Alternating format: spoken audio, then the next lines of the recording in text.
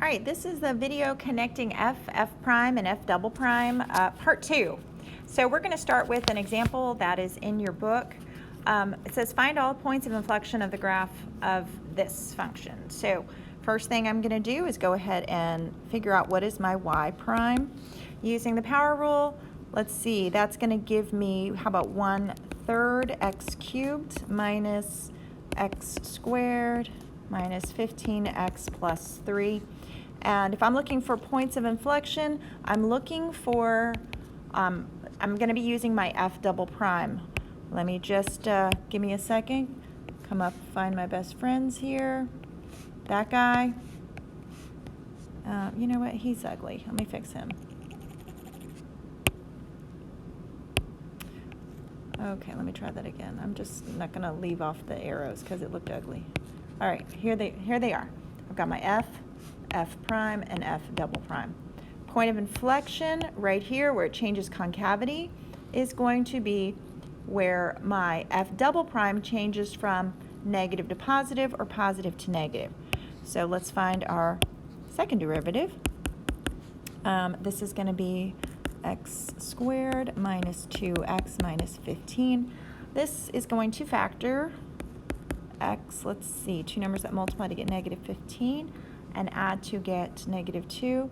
How about negative 5 plus 3? And so if I solve each of those, x is going to be 5 or negative 3. I'm going to put those on a number line, so that's going to be negative 3 and 5. And I'm going to pick values in between. So how about negative 4, 0 is my favorite, and 6. And let's test those points in our factors. So if I plug in negative 4 will make this factor negative, negative 4 will make this factor negative, and a double negative makes this whole interval positive. If I plug in 0, that's a negative times a positive, and so that gives me a negative. This whole interval is negative. And then on the right, if I plug in 6, that's going to make positive and a positive, which makes this whole interval positive.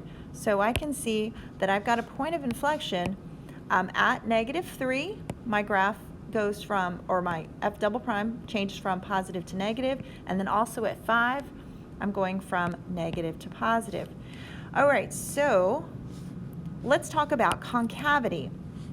We can see concave down is where our second derivative is negative.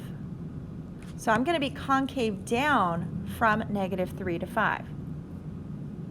Concave up is going to be where, and all of this from the point of inflection to the right, this is all concave up, and that is going to be where f double prime is positive.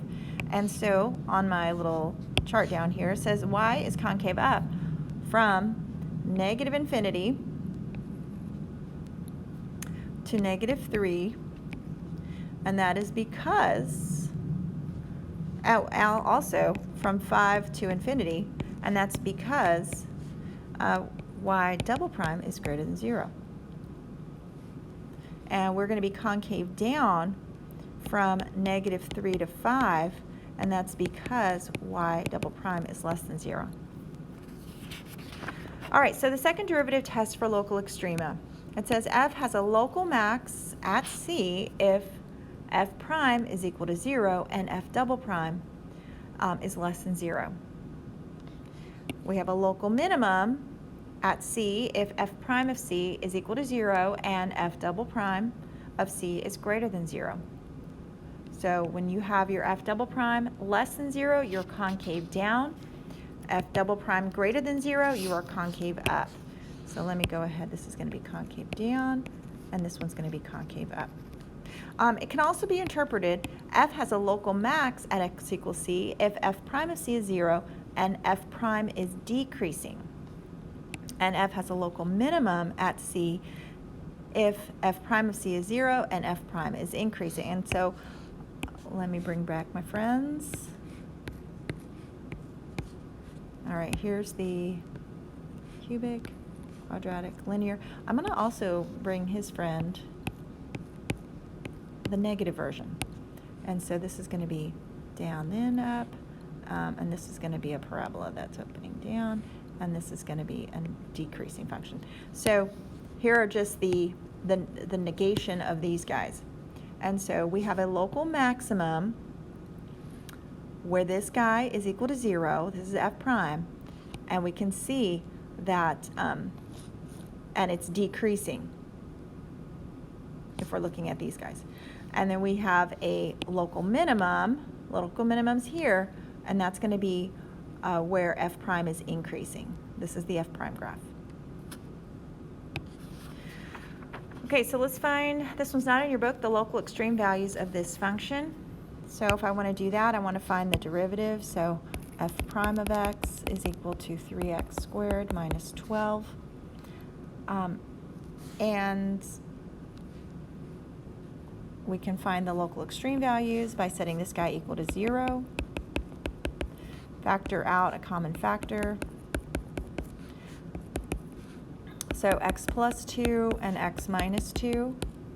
And so x is equal to -2 or +2 on our number line. Test values.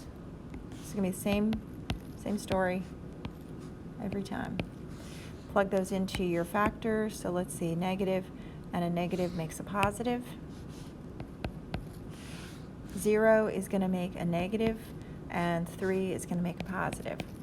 So we have a local max at, let's see, we're going from positive to negative at x is equal to -2 because f prime of x changes positive to negative, and we have a local min at x is equal to 2 because f prime of x changes negative to positive. But it says find the values. Ooh, I almost missed this problem because it's not asking me where, it's asking me to find the values. So I need to actually evaluate what is f of -2 and what is f of 2. If I plug in -2 into my function, -2 cubed minus 12 times -2 minus 5. Let's see, -8 plus 24 minus 5. And this is going to be 11. So the local extreme value would be 11. That would be my local max.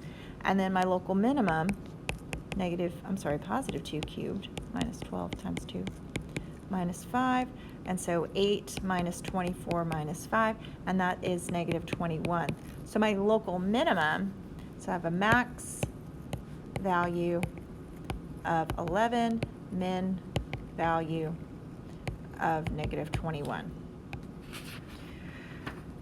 All right, this is another example not in your book. I'm going to go ahead and skip this. We've kind of done this. Let's take a look at a table problem now. A function is continuous on its domain -2 to 4. We have some values given. F of -2 is 5. My first thing, I'm going to go ahead and graph that. I like to see what I'm graphing, and or I like a picture of what I've given. And then 4, 1 right here. So I've got at least 2 points on this graph. F prime and F double prime have these following properties, and it says find where all the absolute extrema of F occur. So the absolute extrema occur are going to be at your critical points or the endpoints.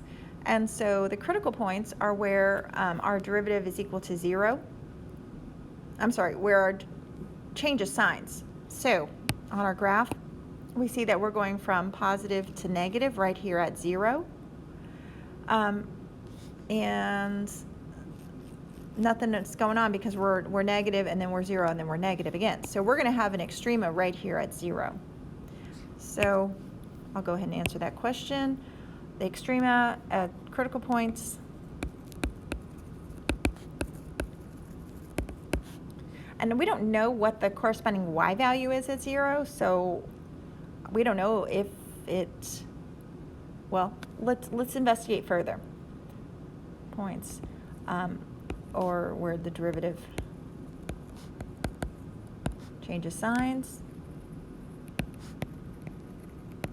Okay, so at x equals 0, because f prime changes from positive to negative. Find where the points of inflection occur. Okay, so points of inflection occur where our second derivative changes. And so we can see over here at an x value of 2, our second derivative is changing from positive to negative. So this is where f double prime changes signs. And so this is at x equals 2 because f double prime changes from positive to negative. So let's sketch a possible graph. All right, so here's where we're going to really analyze this a little bit further. We know it's going to be concave up from -2 to 0, and we are increasing because our f prime is positive. So we're going to be concave up. Now, right here at 0, our derivative does not exist. So I've either got a corner, a cusp, a vertical asymptote. Well, it can't be a vertical asymptote because we know it's continuous. But I've got a corner or a cusp. And so we've got a situation here. And then now we're going to be decreasing, but we're still concave up. And then, of course, we've got a horizontal tangent right here. And then this last part, we're going to be decreasing and we're going to be concave down. So we're going to have, that's where we have that point of inflection. All right, so let's see if we can draw this. So we know we're increasing and concave up, and then at 0, I'm going to go ahead and draw a little cusp thing. And then we're decreasing and concave up. And then at an x value of 2, we flatten out, and then we decrease. So maybe something like this.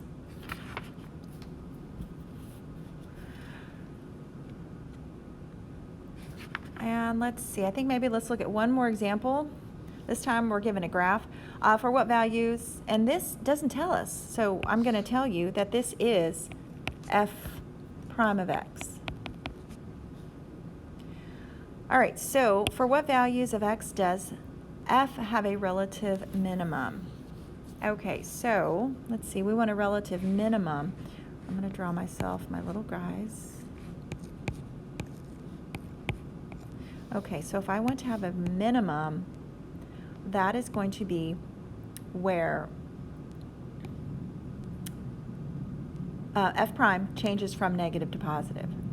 So right here, we have f prime changing from positive to negative, but from negative to positive. So at this x value, we have a relative minimum. So at x is equal to 7, because f prime of x changes